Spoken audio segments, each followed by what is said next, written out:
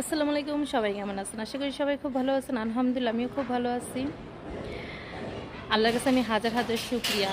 আর এত বেশি শুকরিয়া তো আলহামদুলিল্লাহ, যা বলার বাইরে। আমি অল্প বয়স অনুযায়ী যা পেয়েছি, আল্লাহর কাছে আমি অনেক অনেক শুকরিয়া। আমি ২০ বছরে হজ করছি, উমরা করছি কতবার হিসাবের বাইরে।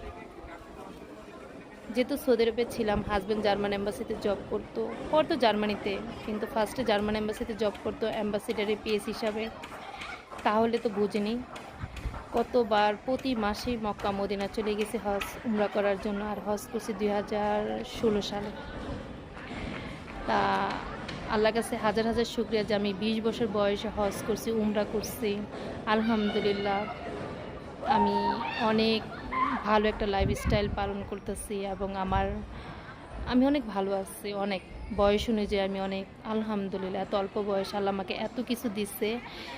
মানে আমি আল্লাহর কাছে অনেক শুকরিয়া, অনেক অনেক, যা বলার বাইরে। তাই সব কিছু উপরওয়ালার ইচ্ছা। যখন আপনার ভাগ্যে থাকবে তখন আপনাকে কেউ ঠেকাতে পারবে না, অটোমেটিক আপনি ভাগ্যে চলে আসবে। আর ছেলেদেরকে বলতেছি, আপনারা বউদের যত্ন করবেন বেশি বেশি। আর বউরে কখনো অবহেলা করবেন না। বউ আপনার ঘরের একটা লক্ষ্মী। যত বিপদই আসুক, এক সময় না এক সময় আপনার অসুস্থ হবেন, বয়স হবে, আপনার পাশে কেউ থাকবে না আপনার ওয়াইফ ছাড়া। সো আপনি আপনার ওয়াইফরে যত্ন করেন, ভালোবাসেন। ভবিষ্যৎ আপনার বউ আপনার পাশে দাঁড়াবে, আপনাকে যত্ন করবে। আর আপনার পাশে কেউ থাকবে না, কেউ দেখবেন না। আর যার যতটুকু সামর্থ্য আছে, ক্ষমতা আছে, অতটুক আপনার ছেলে মেয়েদের জন্য ভবিষ্যৎ করেন। বউর নামে কিছু দেন। এই বউটা যদি একসময় আপনি না থাকেন, এই মেয়েটা কোথায় যাবে, কার কাছে যাবে? অসহায়। এই সমাজে যখন হাজবেন্ড না থাকে তখন ওদেরকে কেউ কোনো মূল্যায়ন করে না, ওদেরকে কেউ কোনো পাত্তা দেয় না। এটা হলো আমাদের বাংলাদেশ একটা জঘন্য খারাপ একটা সমাজ। ইউরোপ কান্ট্রিতে, অন্যান্য কান্ট্রিতে কিন্তু এরকম নাই। আমাদের যত রুংরা একটা আছে বাংলাদেশ, এখানে যখন হাজব্যান্ড না থাকে তখন এই মেয়েটাকে অবহেলিত হয়, মানুষ অসম্মান করে, বিভিন্ন সমস্যা। বউর নামে প্রপার্টি দেন, বউর একটা ক্ষমতা থাকবে। এক সময় আপনি তো থাকবেন না, বউর একটা ক্ষমতা থাকবে। এক সময় ছেলে মেয়ে বড় হবে, বউ নিয়ে ব্যস্ত হয়ে যাবে, তখন এই মেয়েটার কি হবে?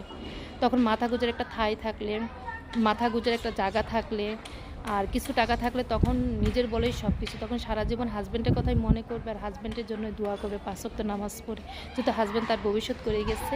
তাই ছেলেদেরকে বলতেছি, আপনারা বউদের প্রতি কেয়ারিং হন, বাইরের মেয়েদের সাথে কম মেলামেশা করেন, বন্ধুত্ব করেন।